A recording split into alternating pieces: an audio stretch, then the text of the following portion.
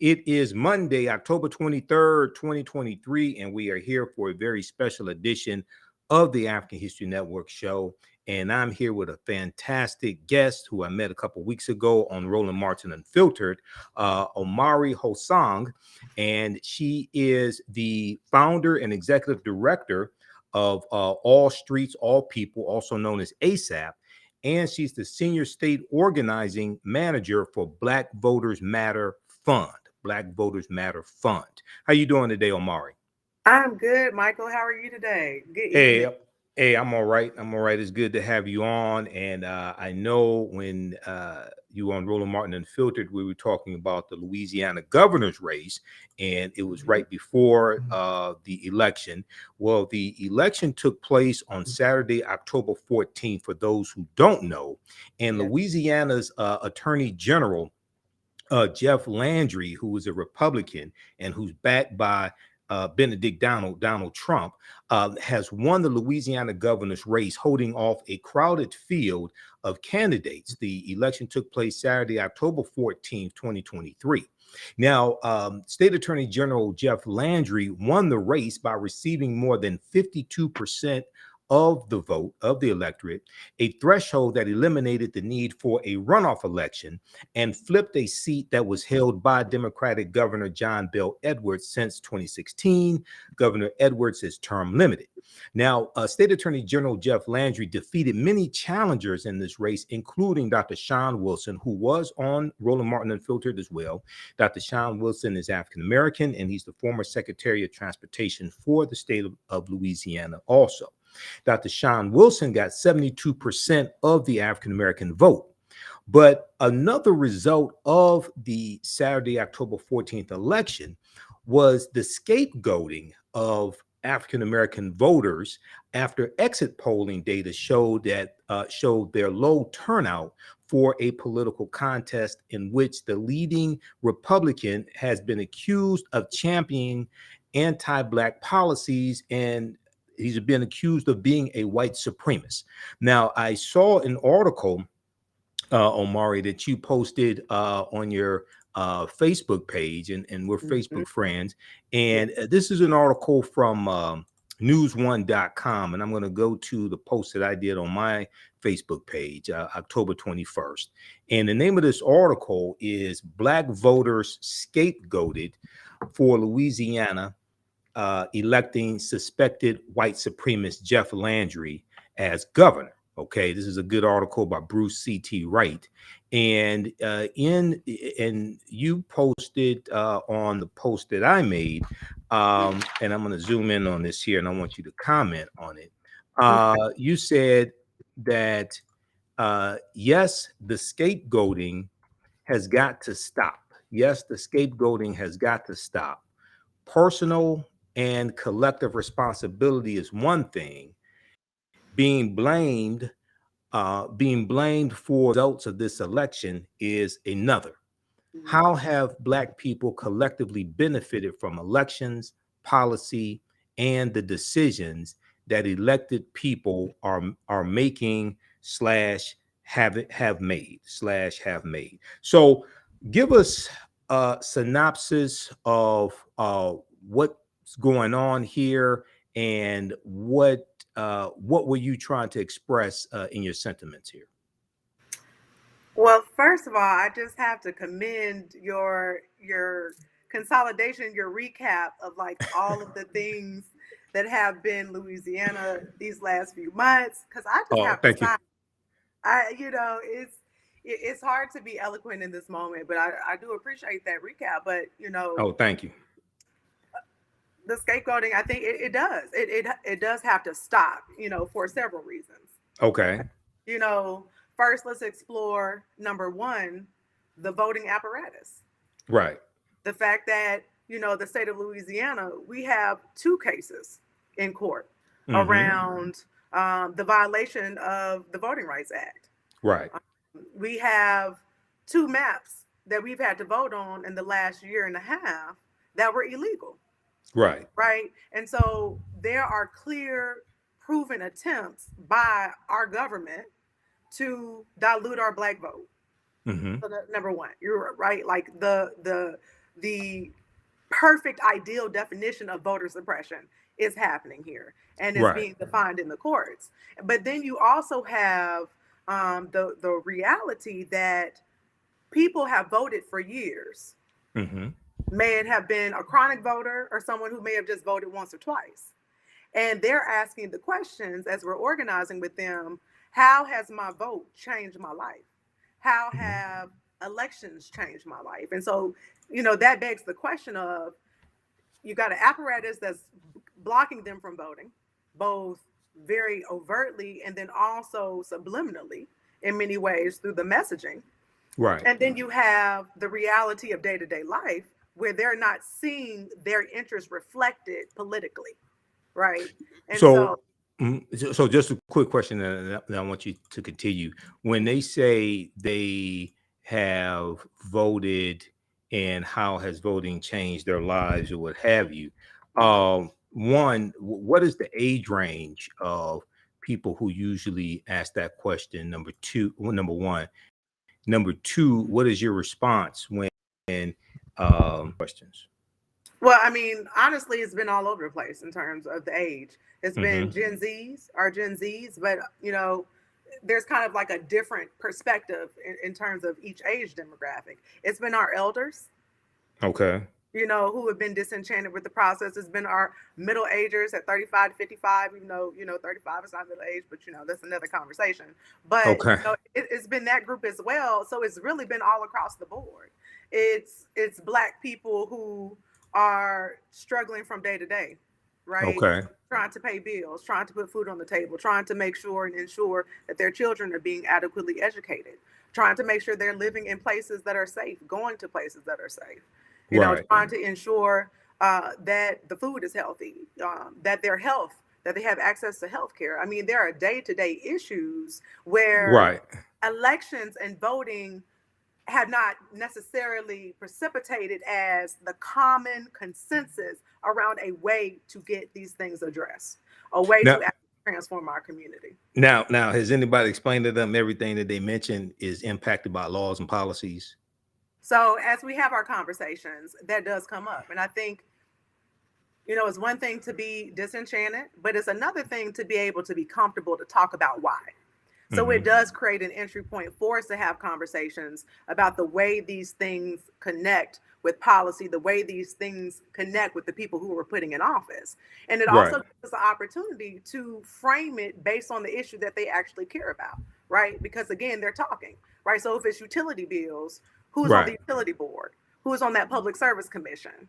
Who owns the utilities in your city?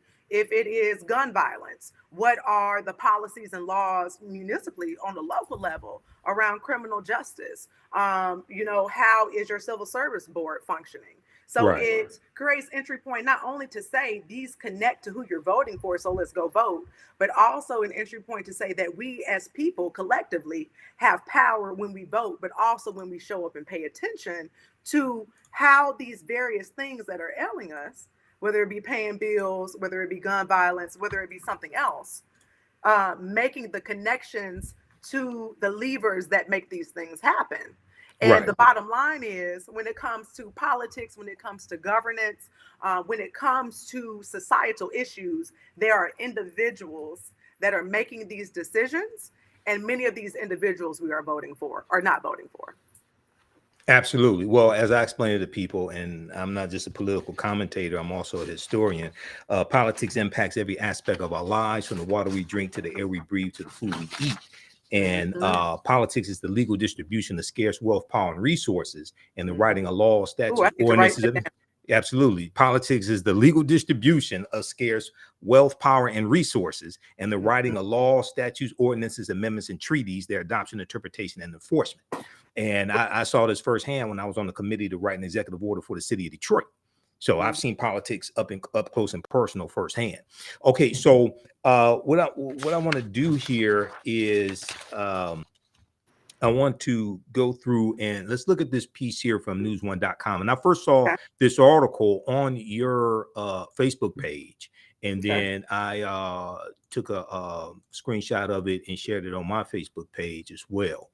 and I contacted you. I said, because we were already talking about having you on my show here after we were on Roland Martin Unfiltered together. So I want everybody to read this article written by Bruce C.T. Wright from news1.com. This is one of the reasons why African-American owned media and responsible African-American owned media matters. It's from October 5th, 2023. Black voters scapegoated for Louisiana electing suspected white supremacist Jeff Landry as governor. Now, Jeff Landry is the current state's attorney general for Louisiana. And very briefly here, I want to go to this point here. Okay, another byproduct of Saturday's election was the scapegoating of the exit polling showed low turnout for a political contest in which the leading Republican was being accused of being a white supremacist who particularly champions anti-Black policies. John Cuvillan, a Louisiana-based pollster and CEO of JM Enterprises, a data analytics and consulting firm, pointed to low Black turnout as a primary reason why Jeff Landry was elected. The Republican Jeff Landry was elected. On Saturday, October 14th, election day, an estimated 17% of voters who went to the polls were African American. Okay, Cuvillan posted on the social media app formerly known as Twitter. Okay, now the numbers were not much better among early voters, with 26% of people casting ballots ahead of election day African American. So African Americans made up 17% of those voting on election day, and 26% of early voters. Now, African Americans are 24% of let me see, in total, 72% of Louisiana's white voters participated in the Saturday, October 14th election, compared to 24% of Black voters. All right. Now, the voting along racial lines corresponded with their respective preferred candidates. As I stated, African-American voters overwhelmingly supported Dr. Shawn Wilson, Louisiana's former Secretary of Transportation and Development. He was on Roland Martin Unfiltered. He's a brilliant brother. Dr. Shawn Wilson got 70% of Black voters, while just 12% of Black voters voted for Jeff Landry. Okay, so what do you make of this, Omari? And then I'm going to continue with this piece here. Well, number one, the numbers are so sad. They're sad. That's the reality. They're facts. That's who showed up. And yes, it was clearly a low Black voter turnout. We accept that. I think a part of our analysis moving forward, because as you know, in Louisiana, as disappointing as that has been, we have had to continue to prepare for our runoff election.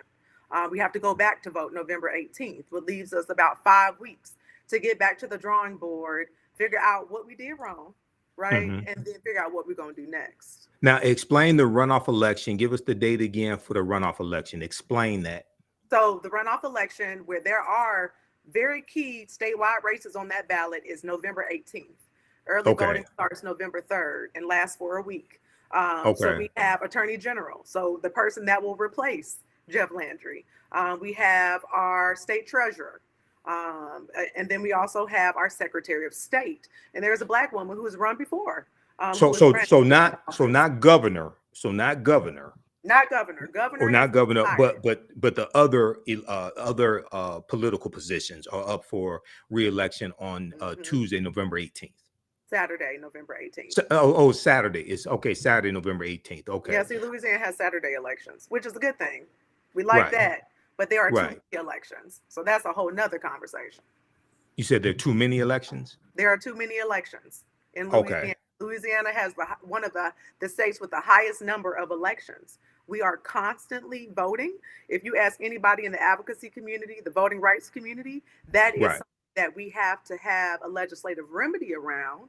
And we have to factor that into our voter apathy conversation, because if we're voting all the time. It's almost like, oh, we're voting again, we voting again, we voting again, we voting Right. again, and can't even really determine how these elections are even impacting our lives. So that has to be fixed as well. Okay. So when people ask the question, how has voting impacted my life? Um, what was your response to them to show the connection between voting and policies enacted and the conditions of people asking the question? Oh, first of all, I tell them it's everything. Voting policy, it impacts every aspect of your life, number one. But I think the best strategy for really connecting right beyond that statement is connecting to like actual things that are happening. So again, Right. somebody who is in the midst of utility crisis and they're talking about they don't want to vote. Well, in your city, the city council and the mayor are your utility board. And Right. so if you're in an instance where your lights are being cut off because you owe $3,000 on your bill and they don't allow payment plans, guess who you need to take that to? Your city council person, your mayor. Right. And those Right. people show up on your ballot. And so those are just, that's just one example. There are a lot of people in our community who have been impacted by police brutality or who have been justice involved, right? They've been in jail. They've been impacted by the criminal justice system. We elect who? Judges. We elect who? District attorneys.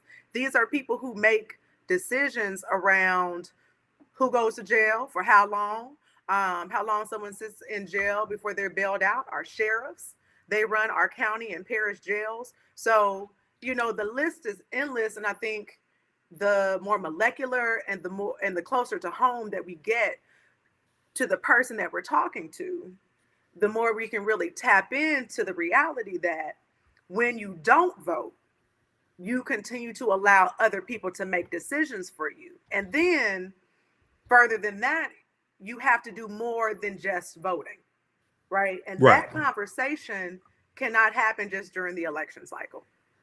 That conversation has to happen Exactly. every single day. It's a continuous process. And what's also important is what you do after the election is over with and the engagement after the election is over with, pushing policies, holding elected officials accountable. So one of the mistakes, and I argue that as a people, African Americans have never really been taught to play the game of politics to win. Okay.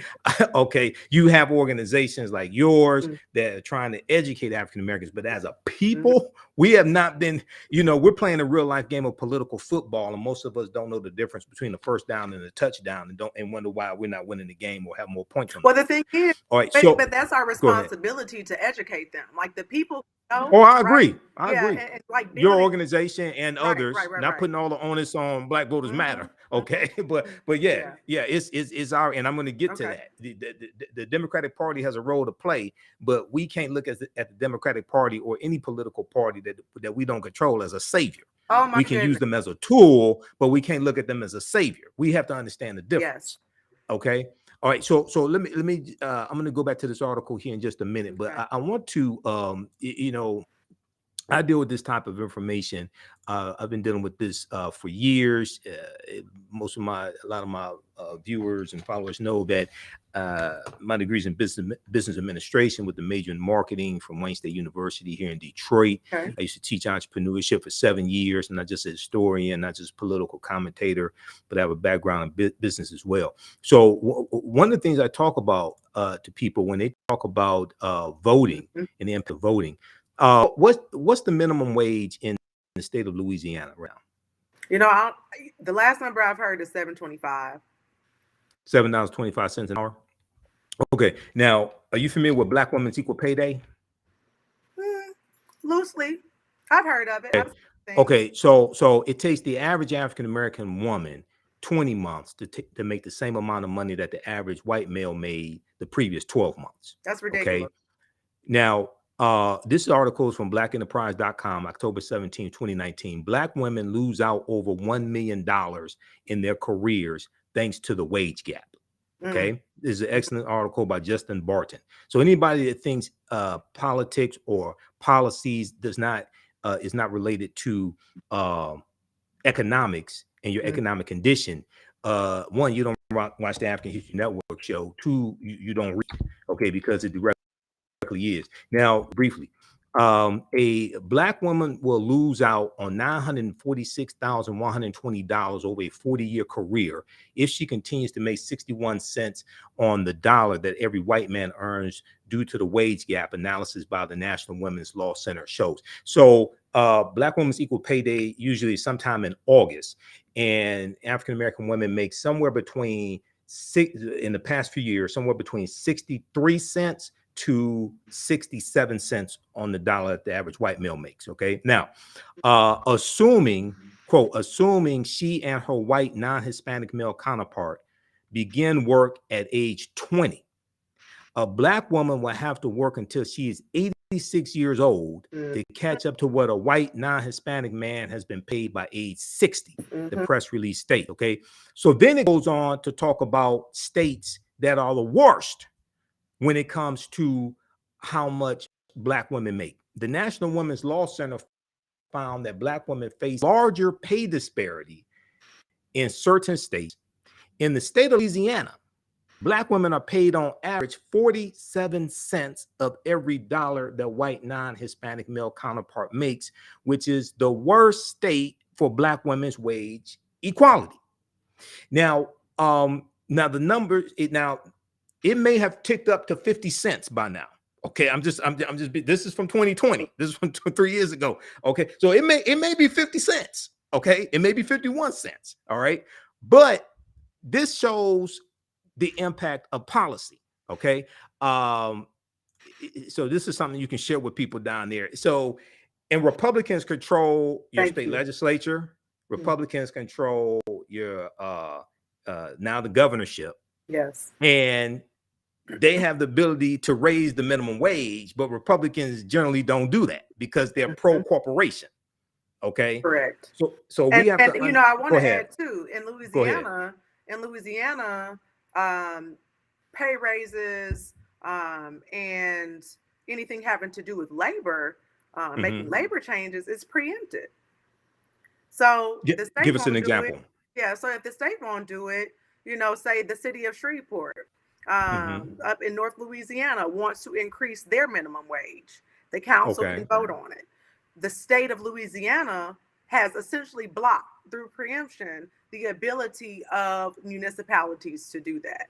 And so, you know, there has been a fight through Unleash Local to make sure that we have the ability, people have the ability where we don't have state power, you know, where Black folks and folks who are low income don't have state power, can have the ability to, at least in a place like Shreveport, a place like New Orleans, a place like Baton Rouge, be able to set their own minimum wage, be able to make sure that women can have that maternity leave that they need, paid maternity leave that they need. So all of these things, you know, being able to recognize how our state governments are shifting power away from our local cities, but also understanding how can we leverage the power that we do have in our local cities to work for us in an environment like in Louisiana, where we have a Republican supermajority. Right now, and with a supermajority, usually that means they control 2/3 or more of the state legislature. Okay, so with most state constitutions, the state legislature can override a governor's veto. So if the state legislature passes a bill, the state house and senate passes a bill, send it to the governor to sign it, and the governor vetoes the bill, then with most state constitutions, the state legislature can override the governor's veto if they get a 2/3 majority vote in both houses. Is that how it works in the state of Louisiana? Yes. And can I just pause to just go ahead? You need to come on to Ella Jo Baker Movement School, because I didn't know I was coming on for my own personal political education. Okay. But, you know, look, like that civics education, walking, you know, us through that process is so important, right? Absolutely. Because, like, you can, you know, if you know the ingredients that it takes to actually make the changes, you're a little bit closer, you're more accessible to being able to influence that process. So I just had to pause for the cause to just lift that up. Oh, around absolutely. I'll come education. on. But yeah, Yep. even with, we got these last couple of months with Hmm. our Democratic governor, John Bel Edwards here in Right. Louisiana. And so if there was a policy, say he wanted um, to just do anything, right? He wanted to stop the legislature from doing something per se. He, with our supermajority, does he really have the power to do so? Right. Right. And So this. Mhm. go ahead. Go ahead. Go ahead. Go ahead. Finish your No, so thought. it just speaks to, you can have who you want in the governor's office, but if your Right. state legislature is in a chokehold by whichever party, it is almost impossible to get things done or to get policy passed in that type of environment. And this is why I explain to people it's not just the president, it's not just the governor, but it's also your state house. It's Yeah. also your state senate. That's Mhm. extremely important because they're the ones that legislate. That's the state legislature. Mhm. Okay. They're the ones that write the bills. The governor signs the bills into law. Mhm. So and what a lot of states have done is have gerrymandered districts, okay, to reduce the voting power of African Americans. So they would Mhm. either split us up to disperse us, so we Mhm. don't have majority, black districts, or pack us all into one district to reduce our ability to impact races and get more African Americans into the state legislature. Yes. Okay, so I want to go back to this article here from news1.com. Okay. And once again, everybody, the name of this piece is Black Voters Scapegoated for Louisiana Electing Suspected White Supremacist Jeff Landry as governor. So when we continue with this piece, it says, okay, so we know black voters overwhelmingly voted for Dr. Shawn Wilson. Mhm. Back in 2016, the pollster, Louisiana-based pollster John Kuvilan, out that John Bel Edwards, who is term limited and he's a white male, won convincingly with 91% of the black vote. Okay, now Dr. Shawn Wilson got 70% of Mhm. the black vote. Yes. Considering the exit polling data and historical perspective, quote, Shawn got weak turnout, did not dominate among black voters, Kuvilan concluded. Mhm. So what give us your analysis of this, because you're there on the ground in Mhm. Louisiana, and a lot of people were as this article goes on to say, for the month of September, they said Democrats were outspent $1.2 million by Republicans versus $28,000 by Democrats in the month of September 2023. Give us your analysis there on the ground in Louisiana. Right. So, number one, it was very shocking to see the amount of people who did not realize that a black man was running for governor. So there was that. It was a huge, yeah, it was a real thing, very much Right. a real thing that people had no idea. And then I don't think there was a general consensus across the black community of those who did know that he could win. Mhm. Right there's this idea that has Louisiana in a chokehold that a black person cannot win a statewide office. Now, Right. what is that ideology come from, or where do you think it comes I, from? I would assume anti-blackness and racism in the state of Louisiana. Of course, I think it's connected to um, like the disconnectedness in the black voter pool Hmm. around agreeing on a common candidate. I think there are a lot of implications as to why we can't elect, a black person statewide. And I think we need to continue to have that conversation and really dig in into why. We do have a large number of black voters in our state. That's not to say that the black electorate can save an election, but we can Right. most certainly have a huge impact on a statewide election. I think there's, of course, the other piece around the $1.2 million to the $28,000, Right. and the role that the Democratic Party may or may not have played in this election. Their clear lack of investment, as evidenced by those numbers in the election, I think is very troubling and concerning. as to what happened, and to really have that conversation. But we cannot just, that's why I'm not, I am not for the scapegoating of Black voters, and I'm not for the Right. scapegoating of anybody. I think at the end of the day, we have to figure out what is our strategy, because people are continuing to become increasingly more jaded and unbelieving that Louisiana is a positive political factor. And to me, we have too many Black people in this state. Right. You got We're the second 1.5 million blackest state. approximately. Yeah, Yeah. yeah, we're the Right. second blackest state in terms of concentration. And so we Right. have considerable political power that is untapped. But for folks to say, hey, I'm keeping my hands off of Louisiana, is pure red, is becoming redder and redder. To them, I say, how is it that we can really tap into this 920,000 plus Black voters if we don't invest in what it takes to do that? Black Voters Matter is a vehicle of investment into Black voters. ASAP is a vehicle of investment into Black voters. People's Promise, all of the countless grassroots organizations in the state and national organizations around the country that can invest and leverage their resources into this state show me that we can leverage the political power that we have in this state. But it takes investment, and it takes a belief in that. And we don't create belief or inspiration or activation by blaming folks on this last election. Let's really figure out our strategy when it comes to, from the partisan side of it, but also from the non-partisan side of what is the factor that kept our people from going to vote? What is that factor? And how can we break through that? I don't think saying go out to vote is the answer to that question. I think getting real about what our people need and the resources that it takes to provide that for our people, to meet us in our moment of need.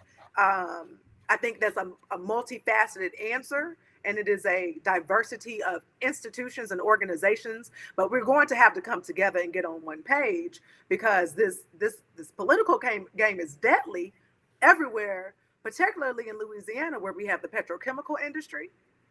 Where we were just deemed by some wallet hub the most dangerous state in America, right? Which, now Jeff Landry, speaking of the power that senators and legislators have in our state, Representative Alan Seabaugh has created a new task force around crime, right? And they have this kind of tough on crime approach. Jeff Landry has been on record for believing that stop and frisk is a critical strategy in stopping crime. And so these are real concerns, real life or death concerns, where we've just elected someone who has a clear stance that opposes our self-interest and our interests collectively. So we got to figure it out how we're going to come together and make this thing work. Exactly. I definitely agree with that. Now, I want to go back to this article here, and when I explain to African Americans the importance of voting and voting strategically, now I'm neither Democrat nor Republican, but I sure as hell ain't stupid. I can see whose policies, I can see who consistently votes against our best interests, votes against policies that are beneficial to African Americans, and I see who consistently, generally speaking, votes for policies that are beneficial for us. But one of the things I tell people is, I know people mean well, but we have to stop telling our people to exercise your right to vote. Okay, you don't vote for exercise. If you want to exercise, you go to the gym and work out. You vote for power, pure and simple. You vote for black power. You vote for policies that are beneficial to you, your families, your communities, and the policies that are beneficial to African Americans are beneficial to America in general. And you vote for people who will craft those policies and put them in place, but also people who will vote to protect your gains as well. Because one of the mistakes that we make is we don't understand the concept of protecting gains that have already been made, and don't understand how to assess gains that have been made as well. Okay, so there are always people trying to turn back the clock. You look at the U.S. Supreme Court. They struck down affirmative action when it comes to college admissions. Okay. after affirmative action was put in place by President Lyndon Johnson in September 1965. All right, but this was a result of the 2016 presidential election, and Donald Trump winning by 78,000 votes in Michigan, Wisconsin, and Pennsylvania, and too many of our people not understanding how the electoral college works. And I hear people say, oh, the popular vote doesn't matter. No, the popular vote does matter. It's the popular vote per state that matters. Okay, because when you become president-elect by getting 270 electoral college votes, you get to 270 by winning the popular vote in the state. When you win the popular vote in the state, then you win the electoral college votes associated with the state. So Republicans won 2 presidential elections in about 20 years by winning in the electoral college, but losing the popular vote, because a lot of our people haven't read the U.S. Constitution, because the U.S. Constitution created the electoral college. So when you understand the rules of the game, then you understand how to win the game. Yeah. Okay. This is what I'm saying. We've never been taught this as a people. Okay. If you go to, I tell all my listeners, go to loc.gov, Library of Congress, loc.gov, or archives.gov, U.S. National Archives, and read the U.S. Constitution. It's there. You can read it for free. Okay. Okay. And so when we look at this is why I tell people talking about voting third party for president. I'm like, no third party candidate has won a single electoral college vote since 1968. You need 270 electoral college votes to become president-elect. So when you talk about voting third party, you're talking about throwing away a vote. Okay, see, you're trying to score 16 points on a field goal. That don't exist. Yeah. Okay. Because you don't understand the rules of the game. Okay. So we're about to take ourselves out. This is a mistake. Look, Donald Trump won Michigan in 2016 by 10,704 votes. He won by 10,704 votes, 0.2 of a percentage point. Okay. Jill Stein got 50,000 votes out of Michigan. Why? We don't understand math. We invented math, but don't understand math. Okay. Let me go back to this. Let me go back to this piece here. Okay. And they talked about so Roland Martin made a comment as well. Our friend Roland. We're both on. I'm on the show every Friday. It's been October this month is my 3rd year anniversary of being on Roland Martin Unfiltered for the past 3 years. I'm on there. Oh, thanks. I'm on every Friday as a panelist providing historical and political context and commentary. So journalist Roland Martin also suggested Black voters didn't do their part in Saturday's election by asking, quote, how in the hell did Black voters in Louisiana not turn out in major numbers to keep this sadistic man out of the governor's mansion? Okay, end quote. Now, just so people understand, Roland had Omari on the show. Roland had Jeff Chambers on the show as well. Who ran for the U.S. Senate in Louisiana. Gary Chambers. He had him on. I was on with Gary Chambers as well. Roland had Dr. Shawn Wilson on. So Roland has been in support of African Americans getting out and voting, and especially voting for Dr. Shawn Wilson. So it's not like he's speaking after the fact and hasn't been educating people on what's been going on in Louisiana. Roland Martin's question was in response to a social media post drawing attention to Jeff Landry's documented history of anti-Blackness. Okay, here's the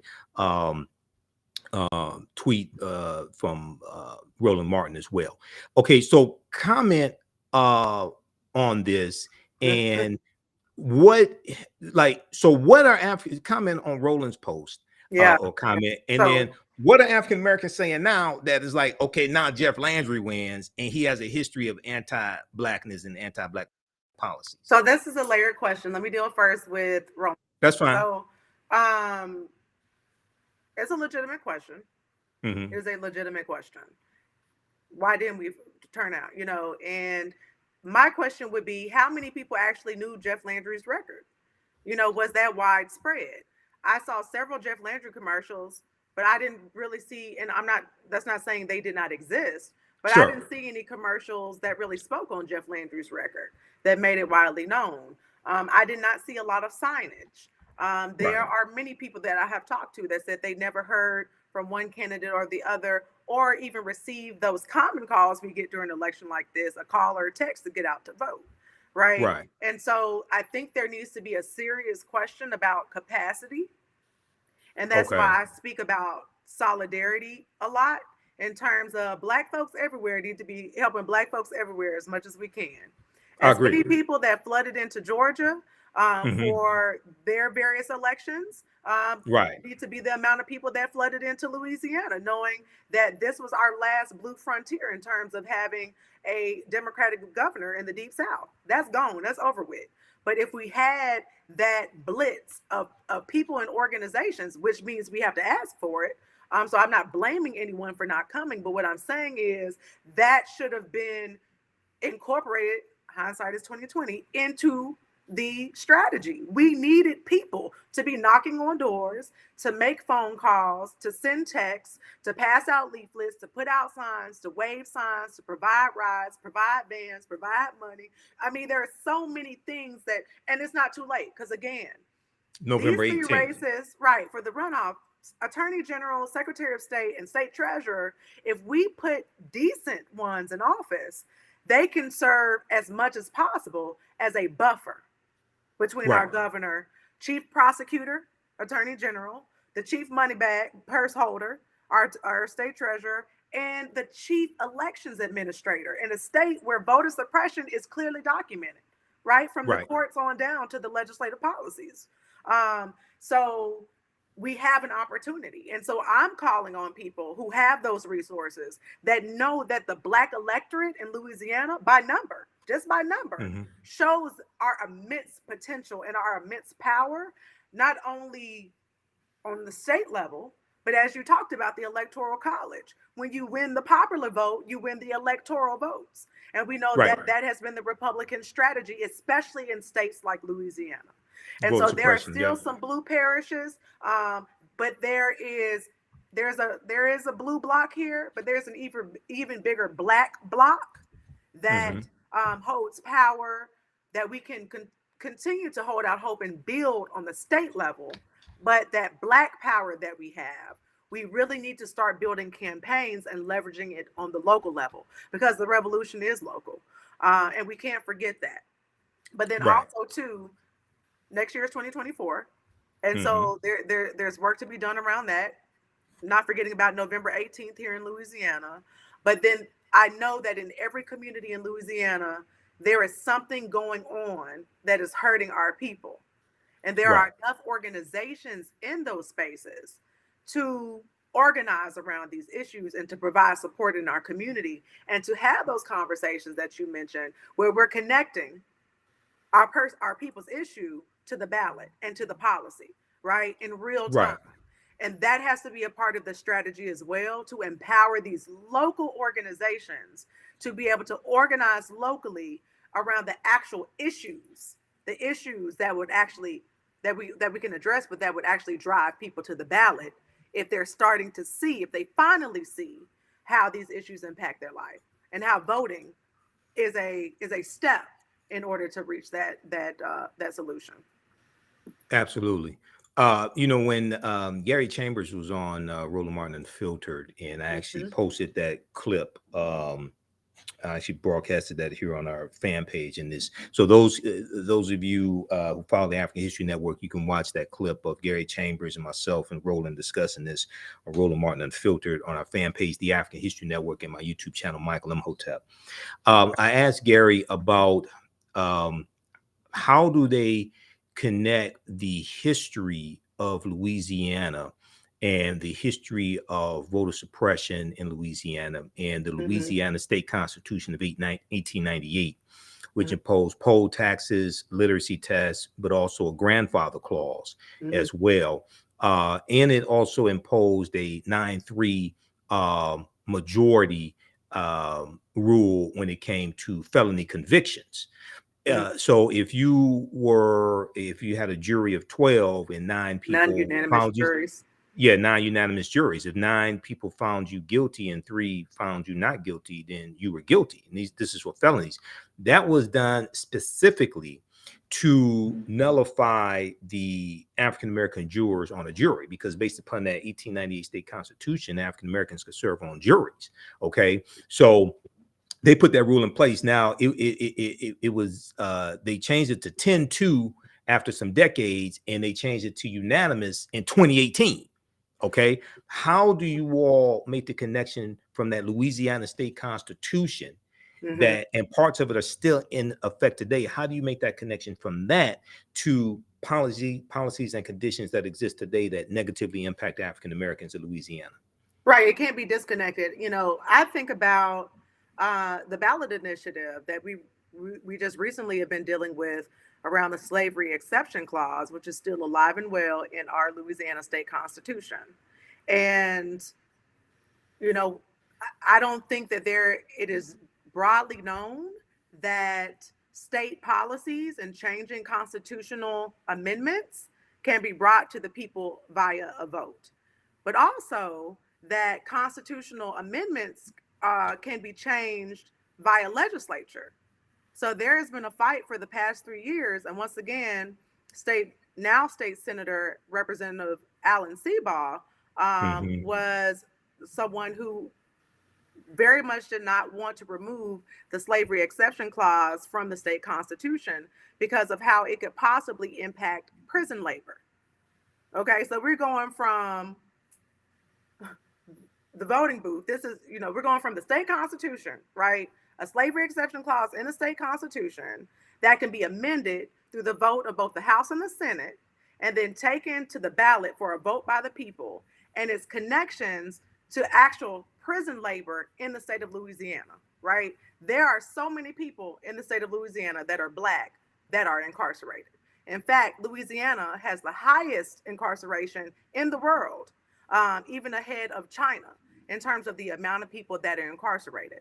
And then furthermore, we have a very infamous facility here called Angola, where incarcerated people are picking cotton, they're raising geese, they are doing all types of hard labor and being paid pennies on the dollar. So back to the slavery exception clause. The slavery exception clause in our state constitution allows for this prison labor to go on without payment. And so this prison labor goes by another name that we know, and that's slavery. And so slavery is permissible via our state constitution as punishment for a crime. So when we think about the number of Black people that are incarcerated in the state of Louisiana and the level of intense labor that they are required to do without pay or very little pay, then we recognize how interested our prison industrial complex might be in keeping the exception clause in our state constitution. How interested these. Go ahead. Well, let me ask you: Did you watch the video I sent you? My interview with Dr. Darrell Scott, Not dealing yet. with the 13th. Oh, you need to watch that. Okay, I'm gonna watch it. The 13th Amendment is based upon the Northwest Ordinance of 1787. People totally misunderstand all this stuff, because that stuff existed going back to the 1840s before the 13th Amendment was even created. And the 13th, what they were doing with the 13th Amendment was really, they were giving the same rights to African Americans that white men had. Then the next year, after 1865, you had the 1866 Civil Rights Act of 1866, which became the foundation of the 14th Amendment of 1868. So what I encourage people to do is, in states where they have removed people, one of the things that happens is that well-meaning people confuse language in state constitutions with actual law. In states where they remove that clause, how many quote unquote slaves were freed the next day? How many were freed the next month because that clause was removed? How many? So people are totally misunderstanding this and thinking that's why that's why they're incarcerated. No, it's not. Okay, you can't get to actually changing those laws because you think this over here is why they're incarcerated. No, and if you go look at even you look at the creation of the convict leasing system going back to the 1840s, and if I remember correctly, that started in Louisiana. We disproportionately made up the convict leasing system in the 1840s. Mm-hmm. Okay, so one of the mistakes. So this is what happened Mm-hmm. when Ava DuVernay's documentary 13th came out. Mm-hmm. I was doing a lecture and doing research on a lecture dealing with the history of the war on drugs in this country. History of the war on drugs goes back to June 17th, 1971, with Richard Nixon, when he declared his war on drugs in front of Congress, asking for more money to fight the war on drugs. Mm-hmm. So I kept coming back to this. Now, the U.S. prison population quadruples from 1970 to 1993. Okay. And once again, the crime bill, when the 94 crime bill everybody likes to talk about, that wasn't signed into law to September 13th, 1994. U.S. prison population goes from 300,000 in 1970 to 1.3 million in 1993. People can go to the U.S. Bureau of Prisons, go to their website. You can look at, I went and researched the prison populations in this country. Okay. Mm-hmm. It quadruples from 1970 to 1993.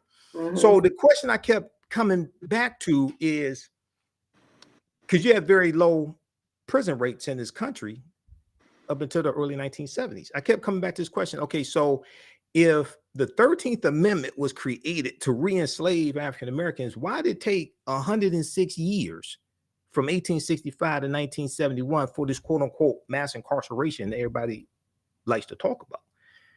And in talking to Dr. Darrell Scott, who taught a class at, he was a historian, history professor at Howard University. Now he's at Morgan State University. He taught a class on from slavery to mass incarceration.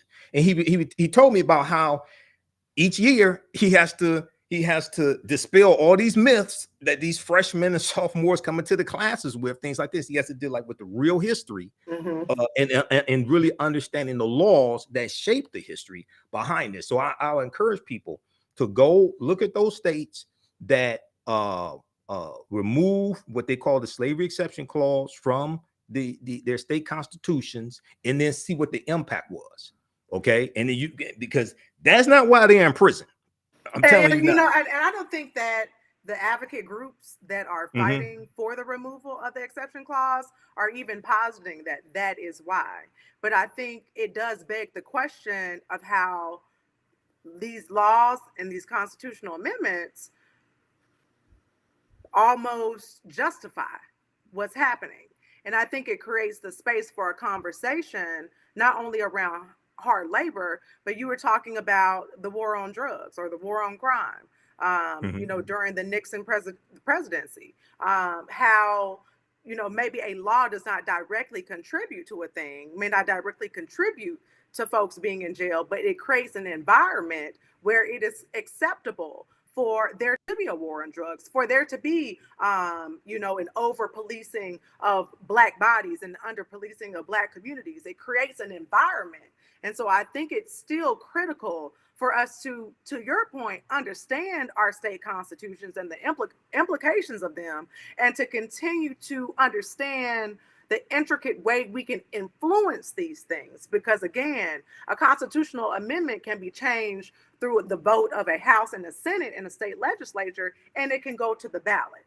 And so I think and I see what you're saying, like the policy did not directly contribute, you know, this amendment did not directly contribute to mass incarceration in Louisiana.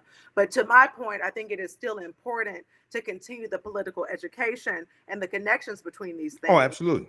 And, you know, I think also too about, you know, some policies that have impacted around, like, you know, you think about the war on drugs and marijuana, and how a bag of marijuana has landed some people in the state of Louisiana in jail for 75 years for a dime bag of weed. And so, you know, policies that have happened again on the local level in places like Shreveport and New Orleans, where if you are pulled over and you have 14 grams or less of marijuana, you don't get taken to jail. You receive a ticket that you then pay later, right? And so policies do have an impact, and we have to understand the intricacies of those and be able to look at our issues and say, okay, this man, Brika Peoples, one of the activists that I work with here in Louisiana, she said she was sitting in court one day, and Mm-hmm. somebody got thrown in jail for a dime of weed, and that in her mind is what activated her to say, "Hey, we need to change policy around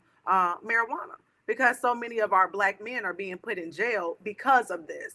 While there are other harder drugs in other populations that are being slapped on the hand. And so these connections, the political education to make those connections for our people, having the conversation around these things is important. I think that there should be a U.S. Constitution study group. I think that we should be sitting down and looking at our state constitution, but I also think we need to Right. be looking at our city charters.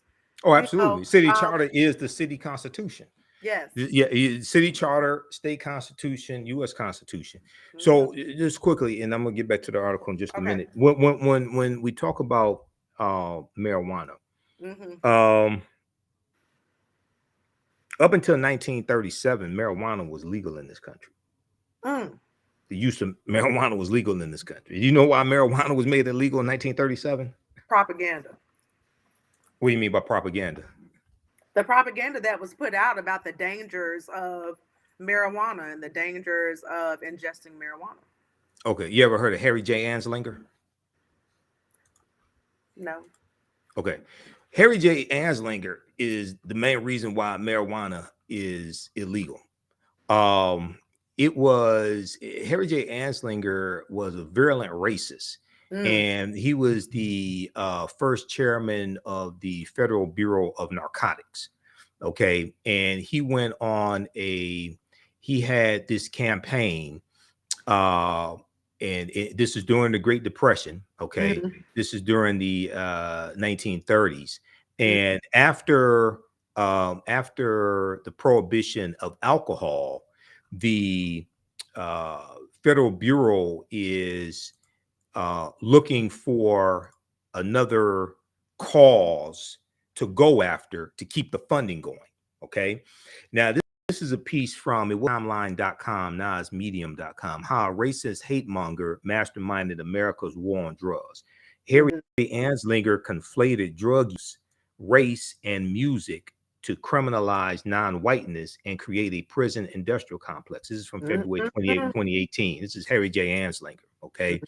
Now, this is even before the FBI was I think this is before the FBI also. But here's what happened. It was along racial lines. Okay.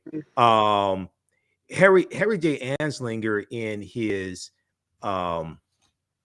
congressional testimony, okay, and I'm gonna find this quote here. I want everybody to see this.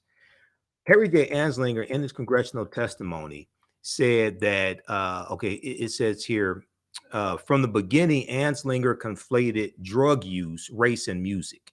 He said reefer makes darkies think they're as good as men, end quote. He was quoted as saying, quote, there are 100,000 total marijuana smokers in the U.S., and most are Negroes, Hispanics, Filipinos, and entertainers. Their satanic music, jazz and swing music, result from marijuana use. This marijuana causes white women to seek sexual relations with Negroes, entertainers, and any others, end quote. Now, this is the same guy who helped to bring down Billie Holiday and set Billie Holiday. When you watch the Billie Holiday movie that was on Hulu, it's Harry J. Anslinger that sets up Billie Holiday. Now I gotta see that. Down. I gotta see that movie now. Okay, so what I did was, in preparation for my lecture dealing with the Richard Nixon's war on drugs, I had to go back and study the history of drug policies in this country, going back to 1875 in San Francisco, when you had the first drug laws in this country, and these were the anti-opium laws targeting Chinese men working on the railroads, because all these drugs were legal as long as white people were using them. Opium was legal, marijuana, or what was called cannabis or hemp, was legal. Cocaine was legal. Cocaine becomes illegal because white people fear that black men have superhuman strength when they're high on cocaine, and they fear that they'll rape white women. Okay, so there was a February 8th, 1914 article from the New York Times, 1914, because the New York Times is over 100 years old. Okay, and this is a famous article. I want everybody to check this out. Okay, this is a famous article titled "Negro Cocaine Fiends Are a New Southern Menace." Okay, let me see. We could pull this up here. This is from, okay, I got a couple of sources on this. Okay, because I have a subscription to the New York Times. So let's look at this one right here, and then we'll continue. But it's important for people. This is how history and racism shapes policies. Okay. This is from the New York Times, February 8th, 1914. This is the same year that World War I starts. Negro cocaine fiends are a new Southern menace, murder and insanity increasing among lower class blacks because they have taken to sniffing since deprived of whiskey by prohibition. Now, this is a huge article from the New York Times. And one of the things that they're asking in this article is, do police officers now need to carry a .45 caliber handgun because a .38 is not powerful enough to kill a Negro high on cocaine? And the fear that these black men will rape white women. Okay, now exactly 1 year to the date that this article came out, you know what movie came out? No, what came out? The Birth of a Nation, February 8th, 1915. Exactly 1 year to the date that this article came out. And in The Birth of a Nation, Propaganda. there's a scene where you have this black man trying to rape a white virgin. And the heroes of the movie are the Ku Klux Klan, who rise up to put down what they call a rebellion of former Union Negro soldiers during the Reconstruction era. And the movie The Birth of a Nation is largely credited with the resurgence of the Ku Klux Klan in this country going into the 1920s. Because the movie showed the Klans as heroes, and it's centered around the fear of what would these black men do? Oh, now they're free. Okay, because the movie takes place during slavery, the Civil War, and Reconstruction, and where they rape white women. Well, this is the fear that they talk about in that article from the New York Times. This is the fear surrounding the anti-opium laws of 1875 targeting Chinese men, where they seduce white women, where they rape white women, things like this when they're high on opium. Okay, now this we're gonna wrap up here in just a minute. And I want you to talk about your other organization as well, ASAP. The piece from news1.com had so much in here, and it also talked about the disparity in the amount of money that was spent by Democrats in relationship to Republicans. Okay. $1.2 million spent in September, and by Republicans, 28,000 in September by Democrats in this governor's race. Okay. Talk about that discrepancy for a minute, and what do you think African Americans especially can do to combat that in future elections? Well, the discrepancy is very alarming. I would love to, hear from our party leadership to really understand that a little bit better, and kind of, what did the resource ask look like, and kind of what were the gaps? Was there a hesitance to invest, and just really learn more about that? But I also think what this speaks to in terms of like Black people is that if this is the party that we want to build our power in, we have to start running for office within the party. Again, I always like the revolution is local, right? You got your state party, but we also need to be running for our DPACs and our DSCCs. We need to now explain that DPAC and DSCC. Explain that. Break down those acronyms. The DPAC is the district. So like you have your state representative district. The DPAC is over that level, that I guess that district level in terms of the Democratic Okay. Party. They make up the members of the Democratic leadership in the state. And then you have the Right. DSCC, which is based on your state Senate district, right? And so you have Okay. individuals like me and you that can run for leadership in those groups, in those Right. committees. They are committees. They are Democratic committees. But you also have executive leadership, which is the leadership that is on the state level. So you have your various districts over certain levels. Like there's a district that would govern Shreveport, and there's a many parishes that are within that DPEC district, and there are even more parishes that are within the DSCC district. And then you have your executive leadership, who work closely with the chairman and the executive director of the party. And so you can run for those positions as well as members of the party. And so it's important that we not only talk about running for office in the context of running for all the many offices that show up on a public ballot, but for offices Right. within the party, with the caveat that I do not believe the Republican or the Democratic Party is going to save us. I don't believe that, Correct.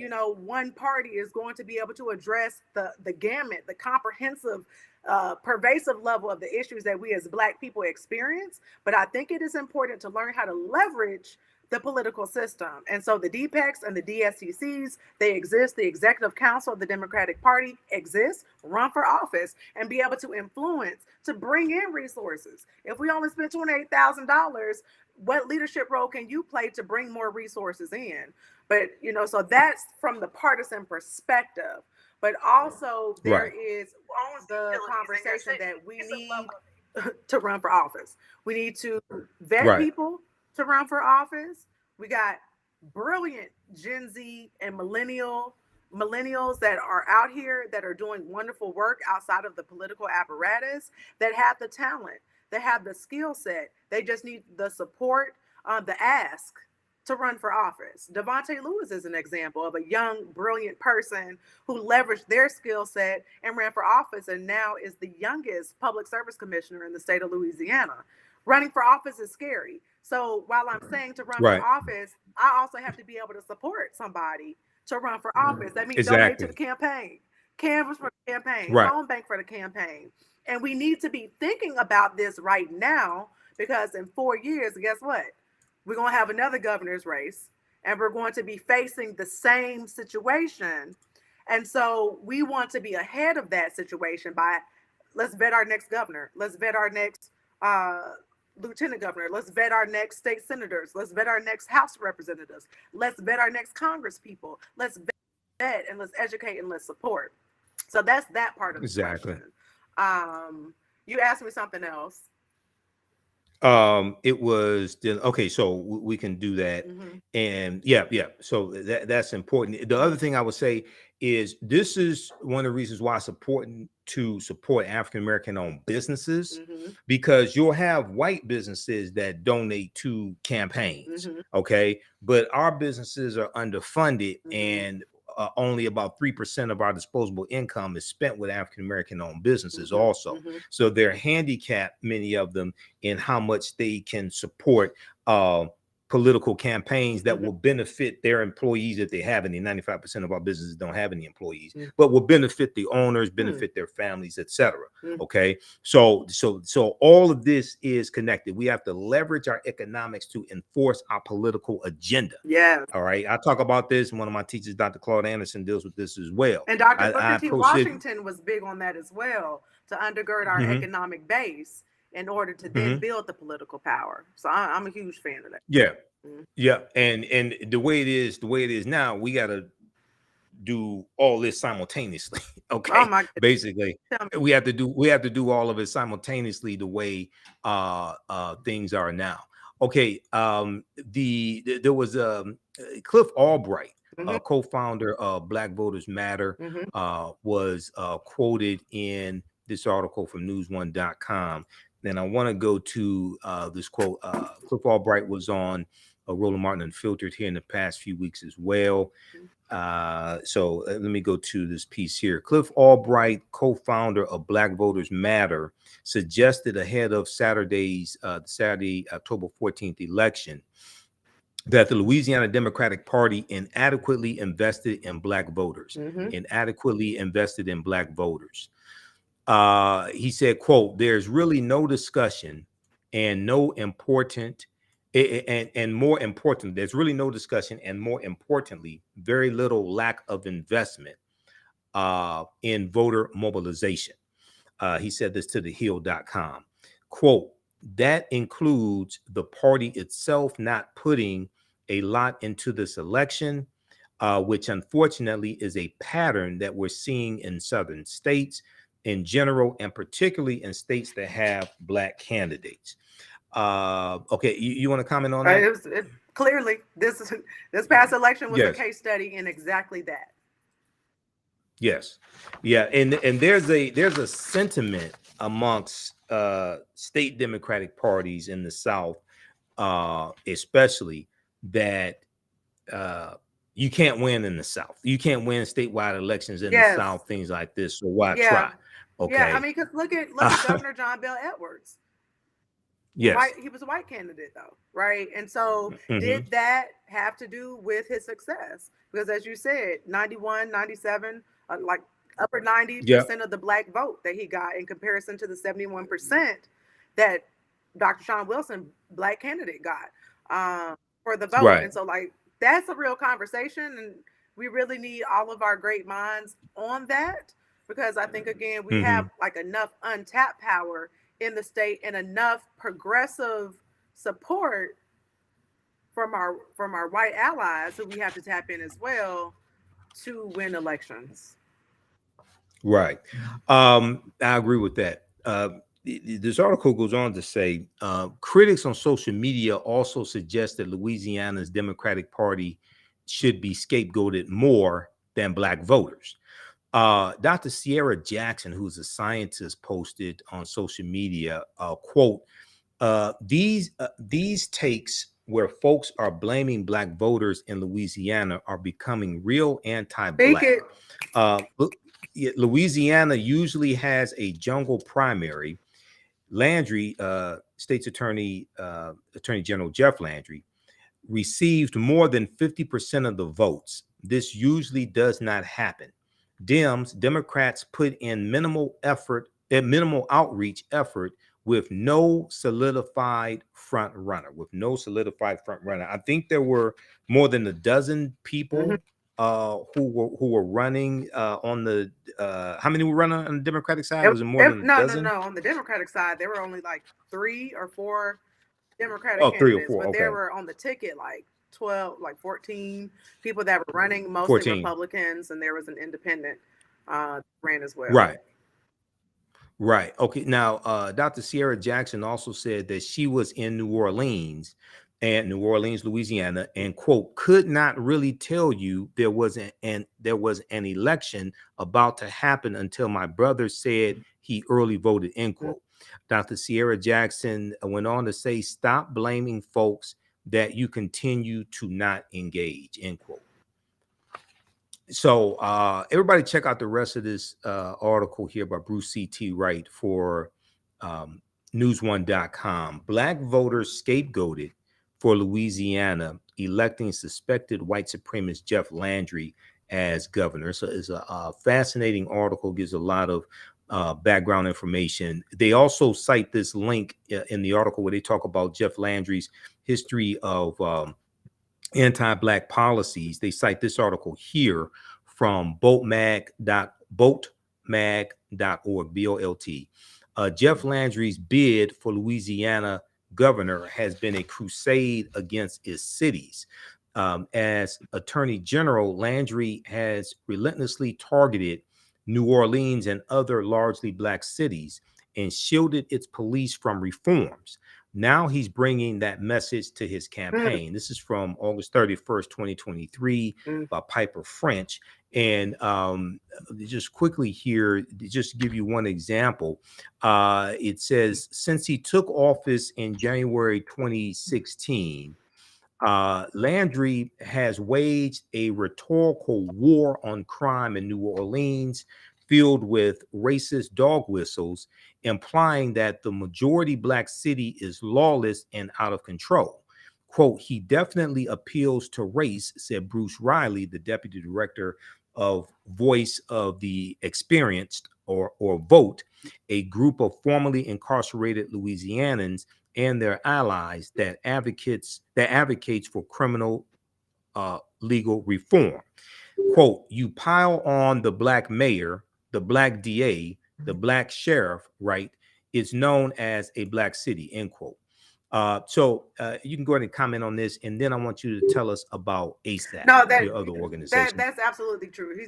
He's has a history, a track record of targeting or wanting to target black cities, black advocates. Again, I have a very good comrade in Brika Peoples who was arrested for marching black men to the polls during Jeff Landry's tenure as Attorney General. And so this is very real. He wants to reveal the arrest records of juveniles, but only in specific cities: Shreveport, Baton Rouge, and New Orleans, right? And so he is not hiding. It's very obvious with what he is doing. Again, going back to the revolution is local. Your DA is on the local level. Your mayor is on the local level.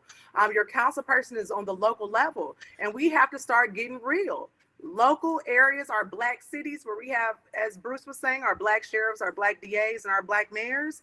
We have to get real about how is our blackness serving our community. How we black, but are we passing any black legislation? Are we helping any black people? You know, we have to get real about that. What legislation do we need to put on the table to protect our people? Protect our people from poverty, protect our people from the weather, the crazy Louisiana weather, protect our people from arrest, protect our people from death and sickness, from violence. What are we putting on the table locally to really leverage and flex our power? Those are the questions we are trying to have, because, and honestly, it's late, but it's not too late. Right. You know, it's not 12 a.m. It's 3 a.m., which was a question that was asked at a conference. Is it 12 a.m. dark or is it 3 a.m. dark for the black movement in America? And I believe it is 3 a.m. Because there are so many tools and resources at our disposal and so much information at our disposal, but we have to connect it in a strategic way to build, leverage our local power, to engage people in our local communities, to go where people don't usually go. And that's why I believe organizations like Black Voters Matter is important, as well as ASAP, all streets, all people, ASAP, right? We need all streets. We need to be going into all neighborhoods, into all geographic areas, and having real conversations with people about what is at stake. Because when you talk to a person on a commercial, or you try to talk to a person through a live or through a sign, that ain't cutting it. We have to have real one-on-one conversations, and ASAP helps to create a sense of urgency around these systems and these structures that take a long time to change. We're not going to be able to change our criminal justice system, which incarcerates more black people than anywhere else in the world, in one night. It takes time, but we need everybody engaged in whatever level and whatever role you have the capacity to serve. And we need it to be done with a sense of urgency. It wasn't done yesterday. It can't be finished tomorrow, but we have to work at it every single day. But we also have to recognize what are the root causes to the symptoms that we're dealing with today. And, you know, when it comes down to it, we got an inequity in education. Look at this whole fight around inaccurate retelling of our history and accurate teaching that governors are fighting all across this country around the woke agenda.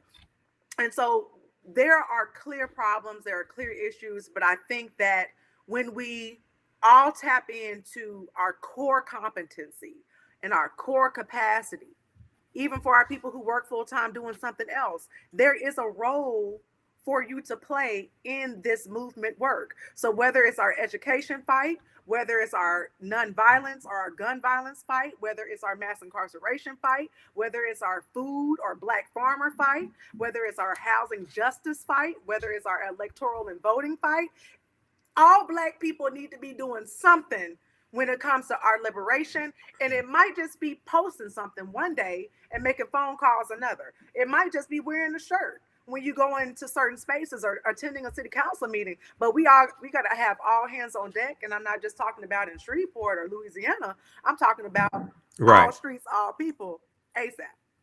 So Exactly. Now, what is the website of ASAP? How can people get more information? How can people financially support yes, ASAP so also? I do want to lift up. There are three really important projects we're working on. Like, this is why I love you, Okay. Dr. Imhotep, because our Ella Jo Baker Movement School focuses on Hmm. delivering a political and popular education to everyday people so that we can have the tools. Anybody who knows Ella Baker knows that she said strong Yeah. people don't need strong leaders. And so that philosophy undergirds the movement school. We got a motivator for our new folk. We got a study for our intermediate folks who wants to delve deeper into movements of the past. And we got our lab for our people who want to take their community concerns and build an actual campaign. And so we are accepting donations if you want to support that work. If you want to be a part of it, sign up for it. It's free. Visit us on Facebook. All Streets, All People, ASAP will pop up. You can check out our website at asapworldwide.org. Um, yeah, and just stay engaged. Like, my dream, my vision is to make our digital spaces um, a movement school. So when you log on, you can get some level of political education when we're in these spaces, because we're spending so much time on the internet. We might as well be getting something out of it, even if it's just 10, 15, 20 minutes a day. So that's what's ASAP. Now, give us the website again. It's, Give us the website it's All again. Streets, All People ASAP on Facebook. It is asapworldwide.org on the, on the World Wide Web. And then Okay, .org. asapworldwide.org. Yep. Okay. Business there. And we also got Okay. our And boots we're on the gonna. ground, and anybody can have a boots on the Hmm. ground. And it's basically taking a molecular focus to community change. It's a team of everyday people that go out and knock on doors and have conversations with people and document those conversations, organize those people, as many people as we can from the neighborhood level with our neighborhood associations, to be able to build campaigns and to be able to learn how to address whatever those issues are in their community. So that's boots on the ground. Okay, excellent, excellent. Visit that website for ASAP, asapworldwide.org. We have the link here. And then on Facebook, All Streets, All People on Facebook. Lastly, people can check out this article here. I mentioned this on Roland Martin Unfiltered. We don't have time to get into it here, but this deals with the Louisiana State Constitution. I teach this in my Sunday class, dealing with Black resistance movements from Haitian Revolution, U.S. Civil War, Civil Rights Movement, Black Power Movement, 1800 to 1968. This deals with Louisiana officially disenfranchises Black voters and jurors. This was May 12, 1898. This dealt with the adoption of the Louisiana State Constitution. And they also instituted the non-unanimous felony conviction as well. Mm-hmm. Okay, so check this out at eji.org, Equal Justice Initiative. Louisiana officially disenfranchises Black voters and jurors. Dr. Mo, And are you last, dropping all yeah, these links in the chat? So like afterwards, I could just like I could post them here. please Yes, do. some of them here. Okay. Yeah, I'll post this one here in this chat as well. And I don't have a doctorate, Well, but I'm sorry, but you're dropping gems like it's all that. right. All right. It's all right. Maybe I'm It's speaking all it right. It's into all right. existence. I just want people to know. Okay. Then the Associated Press article that I also referenced in the opening of the show. Republican Jeff Landry wins the Louisiana governor's race, reclaims office for GOP. This is from the Associated Press, October 15, 2023, by Sarah Klein. And then in going into one of my early questions in this discussion, when I was asking you, when people say, what do we get for our vote and things like this, were they talking about specifically locally, or were they talking about voting at the national level, president, U.S. House of Representatives, things like this? What were they speaking of specifically? In general, how is voting changed? How has voting impacted their life in any way? And then I think also there is a sentiment in the community around the feeling that presidential elections, they already have the candidate chosen, right? Like, I would just, them people already know who's gonna win. There's that sense that we really don't have any real say or any real control over who's elected president. But I think that same sentiment goes on the local level too, that whoever we vote for, we may have the power to elect someone, but whoever is elected hasn't done anything that has impacted my life in a positive way. There's also that feeling as well. So I think it runs the gamut from the top of the ticket to the bottom of the ticket. Yeah, well, oftentimes when things happen positively, they don't know why they happen. And so that's why we got to make, just like you were talking about, Anslinger, Harry J. Anslinger, right? And the messaging and the imagery, right, that scared people into thinking that marijuana was going to separate white men from their white women, and all the black men were going. I mean, it was the messaging, it was the images, and I think that we have to be able to engage our own counteroffensive, our own counter campaign around the reality of what's actually happening, the reality of if you got those extra checks or whatever, this is what actually happened, right? And that has to Congress passed that. Has to be Congress, a bigger message. That has to be a bigger message because you got Sexy Red out here saying one thing, and a lot of people are listening only to Sexy Red. And I'm not saying that we're unsophisticated in terms, but if the information is out there, the people are going to be out there to receive it. So we also, on our end, from our side of things, have to also be flooding with information and creating opportunities for people to come in and see how the process works. I think that's, we can't carry the burdens of the world on our shoulders, but we also have to play the role that we have to play in terms of educating our people about how the sausage is made. So being that you mentioned Sexy Red, I saw the podcast interview that she did. And for those that don't know, Sexy Red is an up and coming rapper who calls herself the Raw Dog Queen. Oh my God. I didn't even know that. I didn't need to. Oh, people need to Google Sexy Red. Oh, yes. But in a recent podcast interview, she said that Donald Trump freed Black people from prison. And he gave out stimulus checks. And she said we need Donald Trump back in office. Now, she skipped over the January 6th election. She skipped over Donald Trump trying to overturn the election results of the votes of 16.9 million African Americans. She skipped over Donald Trump, his two attorney generals stopping the investigations and patterns and practices into police departments. She skipped over the fact that his first attorney general, Jeff Sessions, who was a former U.S. senator from Alabama, who helped to block the the criminal justice reform that Democrats were trying to get passed under President Barack Obama. When Jeff Sessions became Trump's first attorney general, Jeff Sessions backed off on investigating police departments with the patterns and practices investigations, and the patterns and practices investigations that Attorney General Merrick Garland has started back up. The reason why the Department of Justice has that authority to do that is because of the 1994 crime bill. That's where that comes from, just so people know. But the stimulus checks, the ability to tax and spend belongs to Congress, not the president. Trump signed off on those care package, the CARES packages, the two coronavirus packages, but it was Democrats that increased the amount of stimulus checks that he signed off on, and he put his name on those checks. But under President Joe Biden, there was $1,400, and that came from the American Rescue Plan, and no Republicans in the House or the Senate voted for that bill, and Vice President Kamala Harris had the tie-breaking vote in the Senate so that you got those checks. So Sexy ain't mentioned that. Yeah, she's not going to mention it because that doesn't fit into whoever sent her. That's my personal conspiracy. Well, she doesn't study politics. I mean, she doesn't study politics. She doesn't know that. Her job as an artist to really, but also like we have to educate them too. Like absolutely.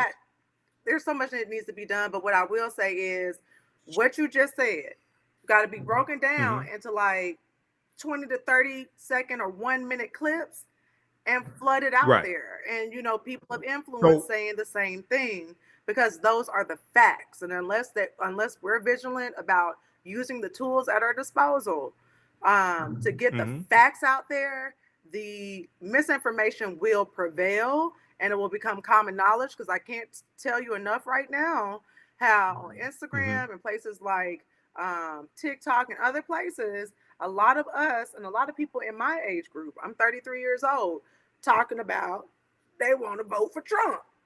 And the Right. talking points that Right. they are utilizing that, right? And so there has got to be a massive, so this is what I do. massive This is what I overhaul of education. Okay, I'm done.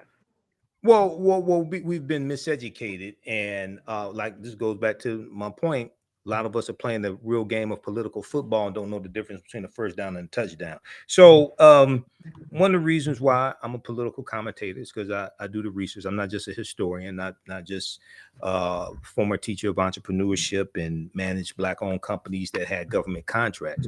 But proper documentation ends all conversation. So, one of the things that I do is to provide the evidence that this is, now I'm the only person that I know of that has dealt with this, and I deal with this on a consistent basis. This is at whitehouse.gov. Whitehouse.gov is the official website of the White House. And this is a fact sheet. The Biden-Harris administration advances equity and opportunity for Black Americans and communities across the country. This is last time I checked, is about 36 pages.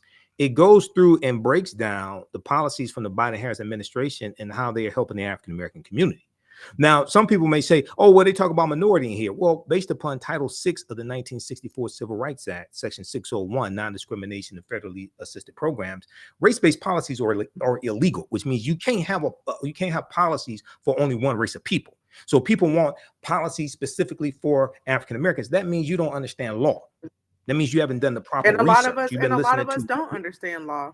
I mean, exactly. That's why I'm breaking this down. That's why I mentioned this on Roland Show. I tell people go read this, because if you read this, then you understand how the $1.9 trillion American Rescue Plan that no Republicans in the House or the Senate voted for, and the only reason why you got it is because Vice President Kamala Harris was a tie-breaking vote in the House in the U.S. Senate. Okay, and it talks about how 1 million Black children were lifted out of poverty because of the earned child tax credit. It talks about the stimulus checks. It talks about the money that went to HBCUs. It talks about how in 2021, $5.8 billion went to HBCUs from the Biden-Harris administration, which is a record amount of money. It talks about jobs created, okay, as well. And a few months ago, we had the lowest unemployment rate in history for African Americans, even though it may fluctuate from month to month.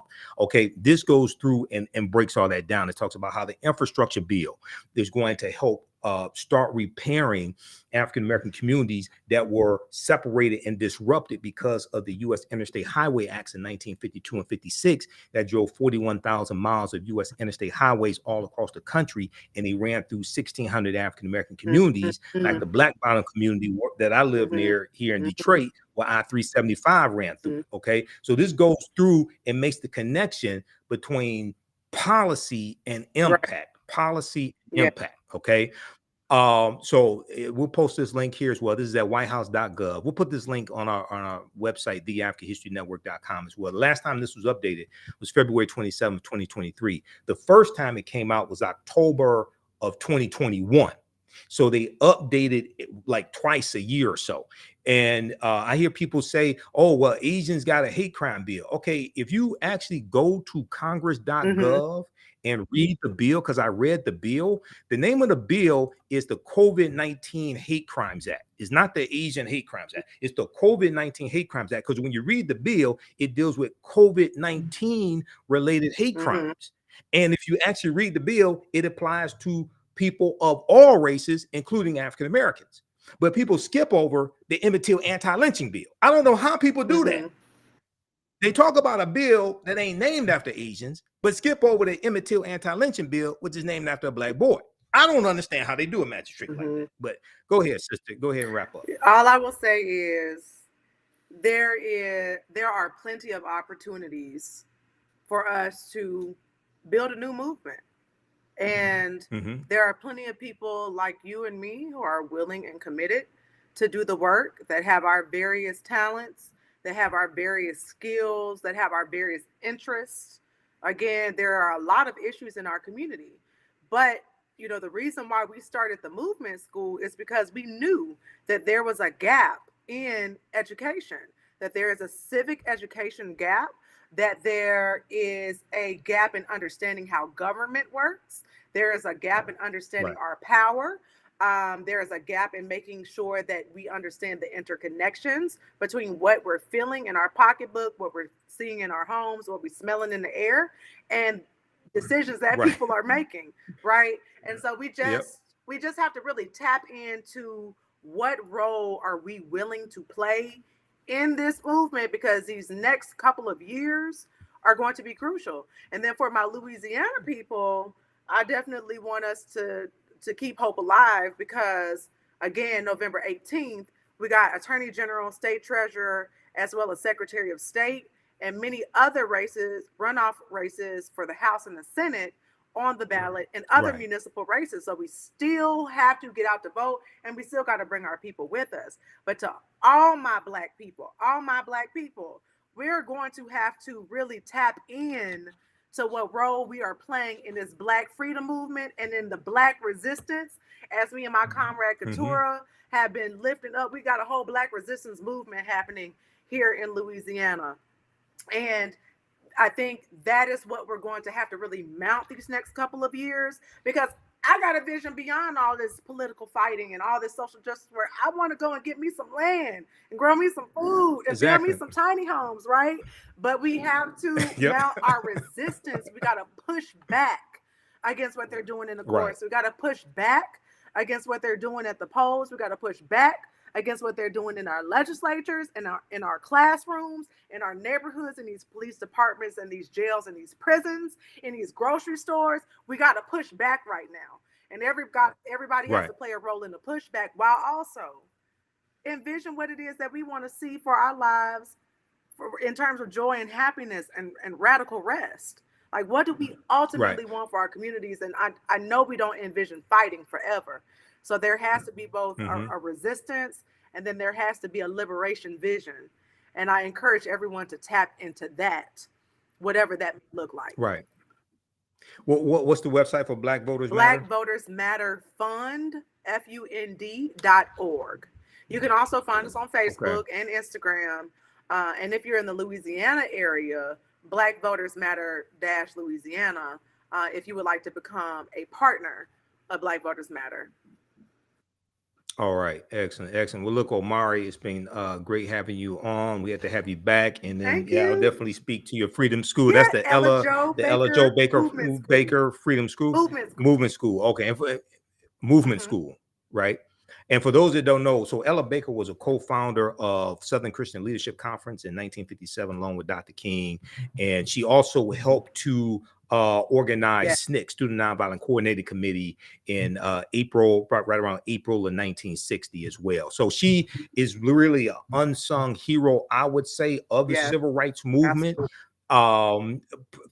It's probably because she was a woman, and you know, a lot of people now, what I say may go outside the circumference of some people's awareness, but the you know, John Lewis said it best. He said the civil rights movement was led by a lot of black male Protestant ministers, and most of them were sexist. Mhm. Okay, and Dr. King was a sexist also. Those that study Dr. King know this. And Ella Baker leaves Southern Christian Leadership Conference after she's passed over for a permanent leadership position, because Dr. King and other men in the organization did not think that women belonged in permanent leadership positions. So she leaves SCLC that she helped to co-found. So it's a deep, I mean, we can go back to, you know, the Niagara movement, 1905, and William Monroe Trotter, who was a brilliant brother, but really William Monroe Trotter was a sexist. He didn't think that women belonged in these organizations. Mhm. So I don't think that Ida B. Wells agreed with them too much on Yeah, that and as you well. know, Ella Jo Okay. Baker, she pushed back on King. She pushed back on Yeah. civil rights leadership, and her whole thing was, we don't need to just depend on a charismatic leader.